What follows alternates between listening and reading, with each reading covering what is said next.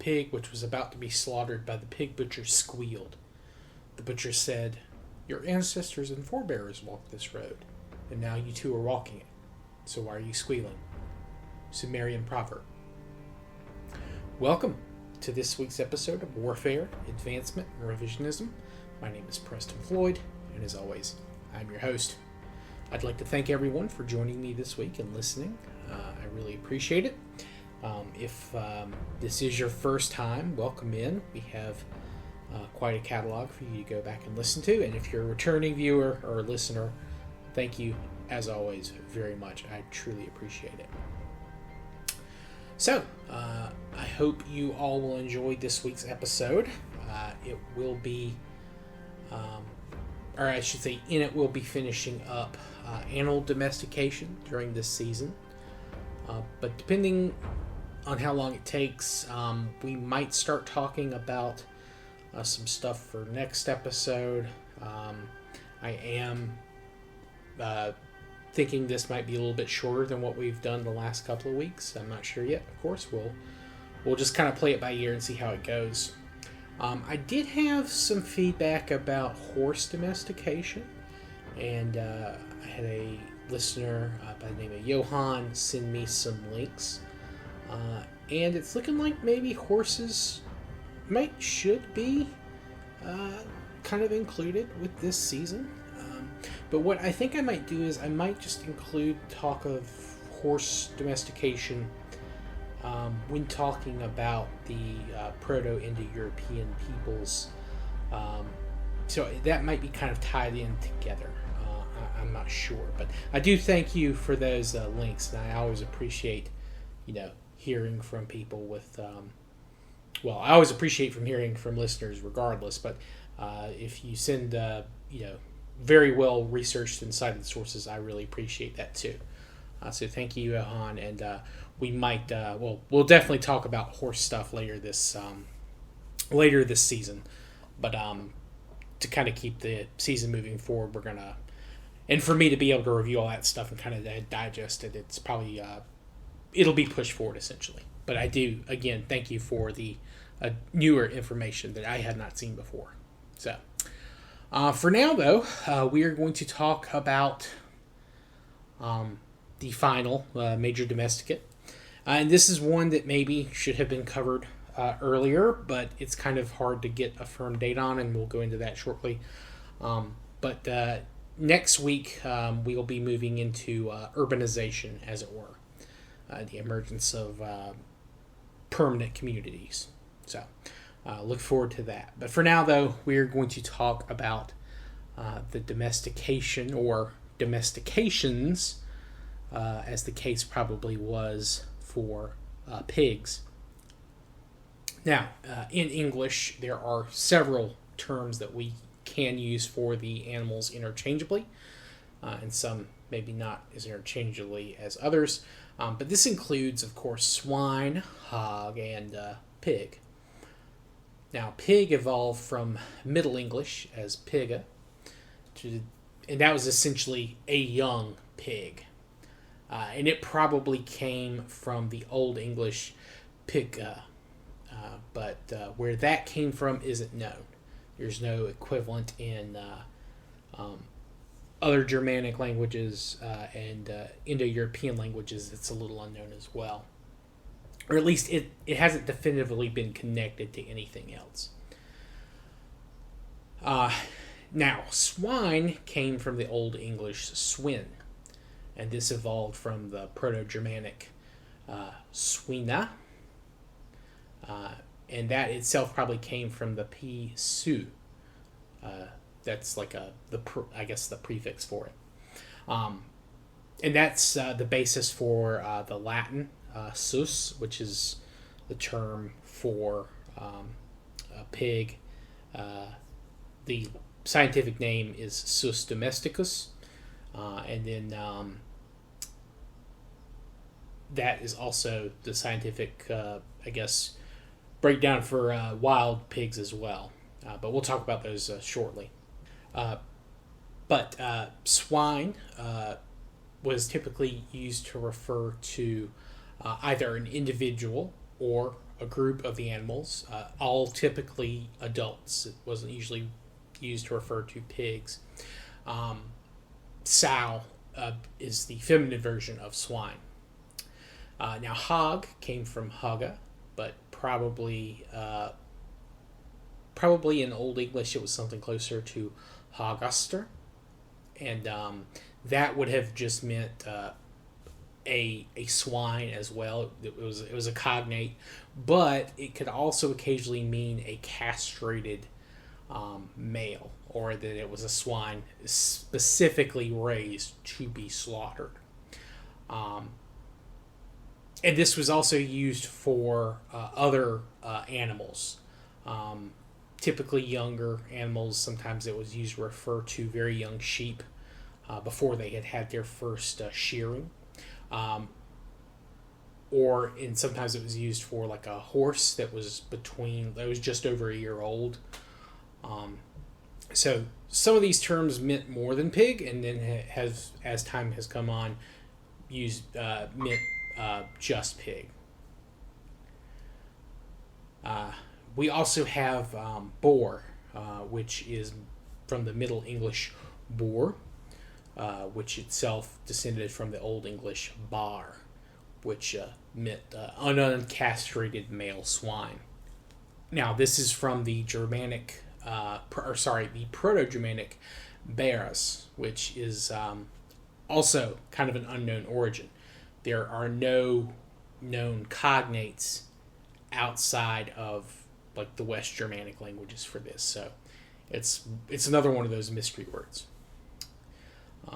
Also in Old English, there was another word for the animal, which was fiera, which is related to fur, or furrow, which is from the Proto-Indo-European perk, which meant to dig or burrow. Though it seems like, of course, this one is one of the few English words that has fallen out of use for the animal. So we know that most pig species are descendants of the wild boar, Sus scrotha, though those that aren't descended from them are descended from the Sulawesi warthog, and those are of course ones in like island Southeast Asia, Indonesia, Java, that type of area. Though that's not happening this season. Those are not domesticated till a little bit later in this season. Now, scrofa, or the wild boar, was domesticated in two different areas. One in Western Asia and once in East Asia, what is now China. Now, the domestication in China is happening right at the beginning of the season. Possibly maybe 500 years before, but sometime in the 6,500 to 6,000 BC range. Now, the domestication in Western Asia is, again, much less clear, but it could have happened as early as 13,000 BC, which, if that's the case, it's actually before the cow in terms of domesticate, but after the dog. Though that date is very debated, and this is due to the similarity of we talked about this with other animals, but the similarity of early domesticated animals and their wild cousins in terms of size and bone structure and that kind of thing. And this evidence comes somewhere along the northern Tigris River Valley. And then we have some more potential domestication evidence that dates to around 9,500, 9,000 BC. And this has been found on the island of Cyprus. No wild boar or any other pigs appear on the island before then. So humans very obviously introduced the animal to the island. But it's impossible to say that these were domesticated animals with, I believe, 100% certainty, because this is not the only animal that humans brought to the island. Of course, they brought sheep and goats and that kind of thing, but they also brought wild deer, And obviously humans didn't domesticate them, so it's possible that these early imports to the island were wild boar as well. I think true domestication probably did take place between that 13,000 and 9,500 BC date. I don't think it was as early as 13,000, but I could see it being maybe 10,000, maybe 11,000, somewhere in that time frame. But all that being said, though, I feel like pig domestication probably involved a lot more trial and error than some of the other animals that humans worked with. Pigs, of course, are extremely smart, and they can return to ferality extremely quickly. If a pig escapes and you don't bring it back and pin it up, it'll go feral very, very quickly. And if those pigs breed with wild boars, you get even smarter and more dangerous descendants. So, and there is plenty of evidence that both eastern and western breeds have crossbred with wild boar and other domesticated breeds as well. But this has happened numerous times. There's no denying that. So, it would not surprise me to find out that maybe some humans thought that the pigs were nice and domesticated, but then some escaped, and maybe people later had to re-domesticate them. It's really hard to say. Now, pigs don't have nearly as much use as a lot of the other animals that we took control of do. Of course, meat was and is the main reason pigs are kept even to this day. But in the past, of course, their bones were extremely useful as well. And as not just their bones, but their tusks. Tusks from both wild and tame boars would be used as ornaments, and even in later times, they would be kind of stripped to like little,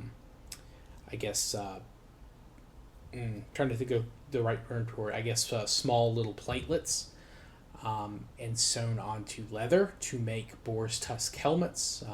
They mention these in the Iliad, but they are also on artwork as well from a number of Mediterranean cultures.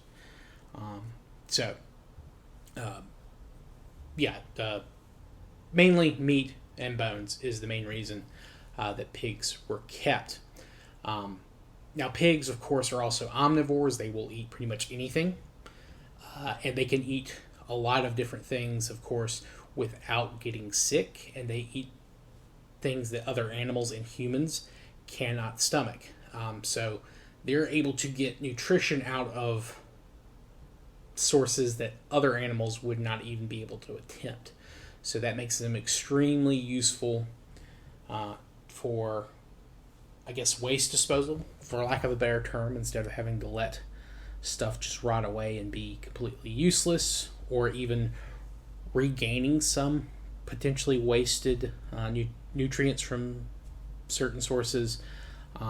Pigs are great for harnessing that raw power, or just raw nutrients might be a better way to phrase it. But regardless, this trait of pigs is one reason that some societies and peoples take a very dim view of pigs. Hence, some cultures having and religions having a dietary restriction on eating pork. And we'll go into some more reasons for that later. But it doesn't stop the pig from being spread worldwide. Even cultures that don't necessarily eat pigs may keep pigs around, either for disposing of waste, also for trade or barter. Just because you don't eat something doesn't mean that you wouldn't grow it and trade it for something that you would eat from other peoples. But yeah, so pigs, and another thing pigs are good for, they can get by with a lot less grown food, fodder, feed. Um, they, of course, are very good at finding food sources as well. Pigs could be tracked to sources of food that humans might enjoy. Um, and you'll see in a lot of cases, like at least, and this isn't everywhere, but there are cases in more historical times at least where humans are first beginning to set up new settlements and towns and things like that, where pigs make up a much larger portion of animal remains compared to other animals. And there's a number of factors for this, partly due to the other animals providing more value, or at least more secondary items that you would maybe hold on to or value more than just pigs. But you might slaughter your pigs before you would slaughter a prize goat or a prize cow. And part of this is due to the pig's very fast reproductive system. This is something that a lot of these other animals, we talked about the donkey and the camel and how it can take over a year in some cases for their for them to have one set of like just one offspring, whereas pigs, they can have quite a few offspring every I think it's every 100 to like 120 days is the average gestation period for a pig. And of course, female pigs, they can reach sexual maturity as young as 3 months, though in some cases it could take up to a year. And the average pig litter is like, I think, 7.5 pigs, and if you have plenty of food, it could be well more than that. So there's a lot. It's much easier to grow your pig numbers as opposed to these other animals. Now, these other animals, even in societies that eat pig, do not consider the pigs to be particularly prestigious. But these prestigious animals do take a long time to increase their number, or a longer time to increase their population than pigs. So that's another reason that you'll see pigs being used. They're kind of a supplement while you are, I guess, investing more time and labor into the more prestigious, more productive animals like sheep, goats, cow, horses, that kind of thing. And, pigs also have a decent lifespan. I think if you take care of them, they can live up to, I think, almost 30 years in some cases for pigs. So that's pretty impressive as well. Now, one of the downsides of pigs, and this is part of, again, this plays into some of those taboos against keeping and eating pigs, is pigs can spread diseases, especially if they escape from a farm and get to the wild. Foot and mouth disease, they're very bad about spreading that. And that's part of their, them nesting and wallowing in, filth and mud. Though, again, that's not necessarily the pig's fault. In some cases, that's kind of the conditions that the humans have left them in. And they just, they do like mud and things like that because it helps them keep cool. It helps them regulate their temperature. It's not necessarily the pig's fault that maybe some of the muddier areas they're in are not exactly just dirt and water. That's more of a human issue than necessarily one with the pigs. So, something to keep in mind when going forward. And that's kind of what I have to talk about the pigs. So we do have some, not quite 20 minutes on this episode. I guess I'll go ahead and talk about what I have planned for some I guess, the next kind of bonus episodes for this season. We'll, of course, be talking about urbanization. I think I'm going to do that one next week. I might do metallurgy, which is just beginning to make itself known in humans. Of course, it's an offshoot of working with stone, which, of course, has been humans' primary, well, stone and wood, of course, being humans' primary supplies that they need to create. Generally, though, we're just going to be dealing with copper this season. I think it's just copper. I don't think we have found any other, possibly gold as well.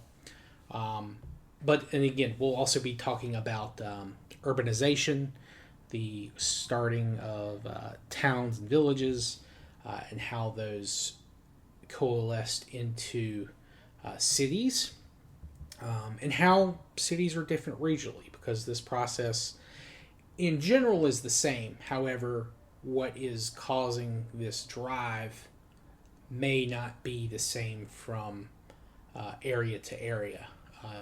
The reason for a city's organization and founding might be different in the Middle East than, say, from China. Though the process that these cities form and consolidate is generally the same. What is causing the process is a little bit different. And that's something I think it's more of a philosophical question. What is a city? What differentiates it from a town or a village? Is it size in terms of population? Is it size in terms of area? Is it a mix between the two? And if so, what is the division between town and city? What causes something to be a city as opposed to a town? And there have been a number of people that have written about this and kind of made a list of criteria.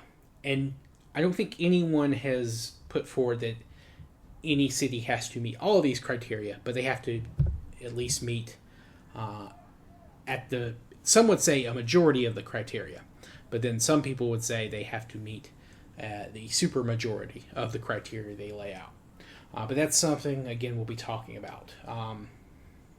Also, another factor I want to go over this season, that is the beginning of armies, their evolution, how they were founded, what they are, what constitutes an army, what do we know about these prehistoric armies, how are they different from the random hunting bands that humans had been working in, and probably what caused most human-on-human violence prior to that point. So these are all things that we're going to be discussing here the next couple of episodes. We'll also be talking about specific weapons that humans were using, tools specifically for fighting other humans. So all stuff to look forward to. Wish I had a little bit more to talk about this week. This is one of the shorter episodes I've done in a while. But we'll be back with a longer episode next week. If you guys have any questions or feedback, constructive criticism, I'm always happy to hear from you. You can send me a message at waradrevpod@gmail.com. You can send me a direct message on X/Twitter, or you can comment on any of the YouTube uploads I do, which I have the episode up on YouTube the same time it releases on all of our audio sites. And I also live stream on YouTube most days during the week, and occasionally on the weekends. So if you are subscribed there, you might see that I'm live. Feel free to drop by and talk in the chat there. We're at 100 subscribers, so about a fifth of the way, I think, to maybe getting monetization there one day. Not that that's an ultimate goal of mine. I plan on doing this monetized or not, because I really enjoy it and it's a lot of fun. And I hope you guys are having fun listening. So, thank you all. I will talk to you all next week. I hope you have a good rest of your day and week wherever you're listening to this. Thank you all. Goodbye.